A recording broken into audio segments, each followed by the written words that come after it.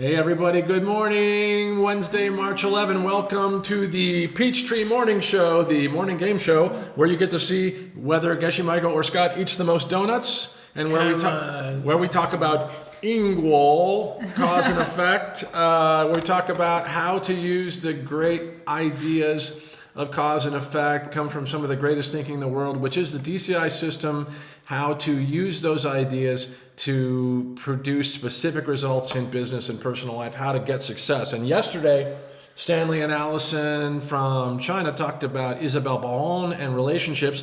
Today, we have a cool question from Zazie in Mexico City. Here we go, guys.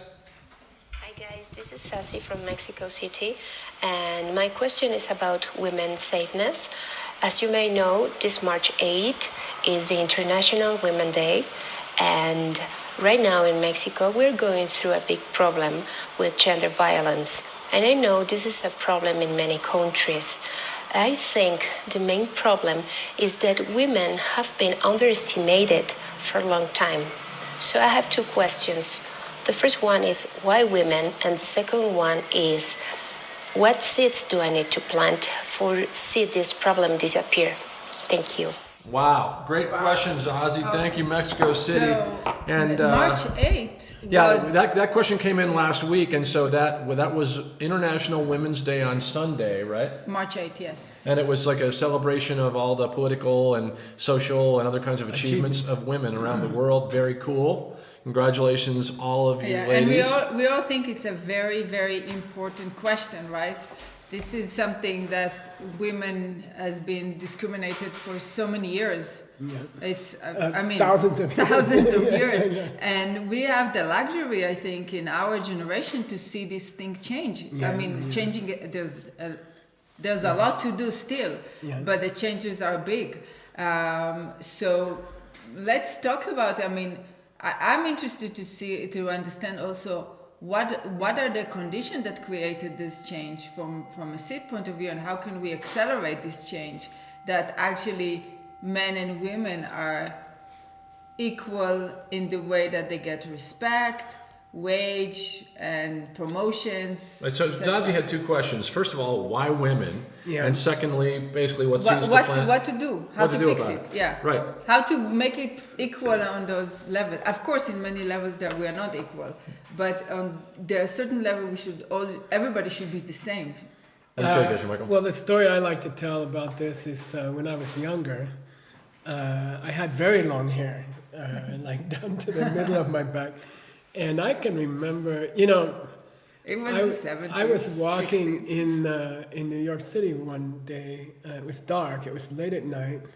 I was with my girlfriend, and we were walking down the street. I remember it was Greenwich Village, West Greenwich Village, a kind of a quiet, lonely part of the city. Mm-hmm. And some guys followed us. Some guys were following us, and they were yelling. They thought I was a girl. Because you had the long hair, they thought from the back that you were and before I had a buzz cut. And they started yelling at us and saying things, and we actually had to turn into a church courtyard and stand under a light or something. We were frightened. And the first thing I want to say, it was one of the most frightening things in my life. And then secondly, I don't think most of us have never had that experience. So it's funny. I suddenly in that moment, I got sensitized to what women have to put up with their whole life.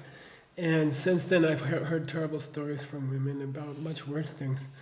And so I guess first of all, men have never felt how it feels, and I don't know how to make them feel that, but that would be something. That's interesting, and my father was not a chauvinist, really. Maybe that's because his mother was really strong, and my mom was really a leader in our family too. She worked really hard. She worked for the FBI. She worked for local governments, and she was very, very organized and productive. And so somehow in DCI, we would say I had the seeds to see something different. But Zazie's question is, they're having a what problem. seeds did your mom have Oh man. to see you feel different about her? Different about women. Wow. Or what seeds does anyone make that makes other people not respect them equally? What is the seed to not be respected? Well, then simple equally? cause and effect would be if I'm seeing that I'm not respected, I must be planting some small seed, maybe in some way that's really hard to even detect or I wouldn't think much of, which is creating a bigger this result. is not being respected equally based on a silly thing. Yeah, you see? yeah. So sometimes you say you don't respect somebody because they're not intelligent enough, Yeah. or they have bad solutions. Yeah, yeah. But here we're talking about being not respected, being discriminated based on a gender, which is completely silly. Yeah, it's really unfair. So it's a form of racism, you could say. It is. Wow. It is exactly a form of racism. So what is the seed? What's the seed to be the victim of racism? Yeah, or discrimination based on gender, right? Yeah, yeah. That's a hard Yeah. question. And we see it. I mean, we see it not only to women. We see it also to gay community. Yeah, yeah, yeah. And people who are changing their gender. Or different color. But different. Or color. different country. When it comes to the Or different religion. the first question Yes. Zazie asked was why women. That's a pretty tough one. And when we were talking before we started recording Yeah. the show, and you were saying something I thought was really cool, that the seed to see men and women as different, that's a very basic I thing to have this begin with. fantasy. I have this fantasy idea, and it's hard. But I'm imagining a country long ago, maybe on a different world, where In a galaxy far, far away. everybody has their ears are slightly differently. I mean, we don't talk about it. We talk about it in the jewelry industry because earrings are made to match your ears, and we actually talk about that a person's left ear is always different from their right ear, a tiny bit. Maybe it's higher, lower, different shape.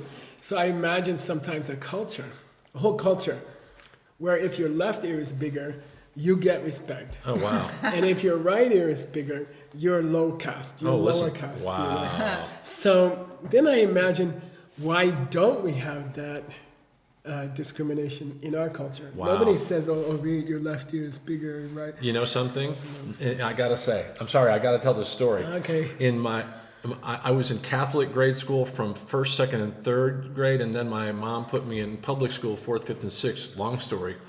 My sixth grade teacher, Mr. Peterson, I still remember him really well. We're in a neighborhood that's all a bunch of white kids, and so he was determined to teach us about discrimination. So he said, on this next day, everybody with brown eyes is going to sit in a different part of the classroom, and he didn't tell us what's going to go on. Crazy. And I have brown eyes, and so I and about 6 or 8 other kids all had to sit in the back of the classroom, and he scared the hell out of us. He treated us really badly, yelled at us That's if we so did. smart. I was so scared, I went home crying, and I told my mom I didn't want to go back to school after lunch.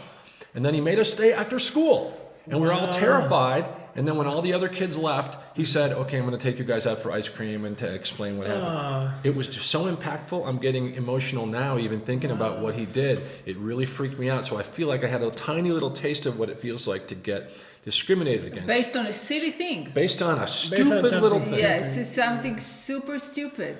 So I first let me show me your eyes. It's You know what color I my didn't know they were brown. I can't be with you.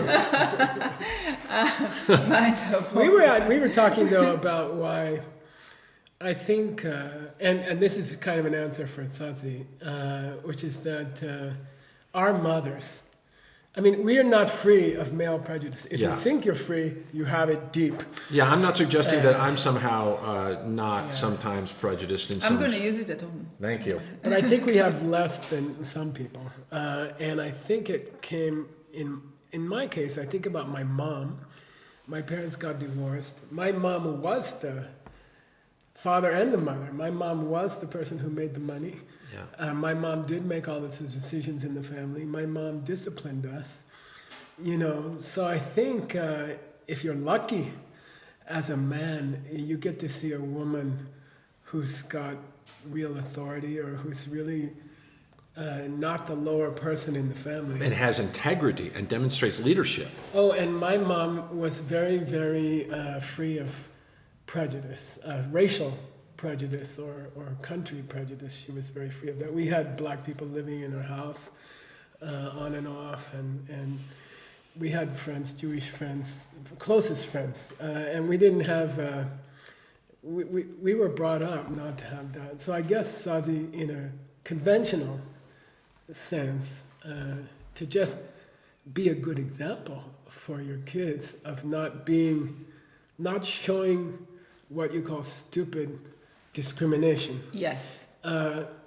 Yourself, and then you change your seeds, and you're helping another person to not feel those kinds of discrimination, would plant the seeds to see your country change.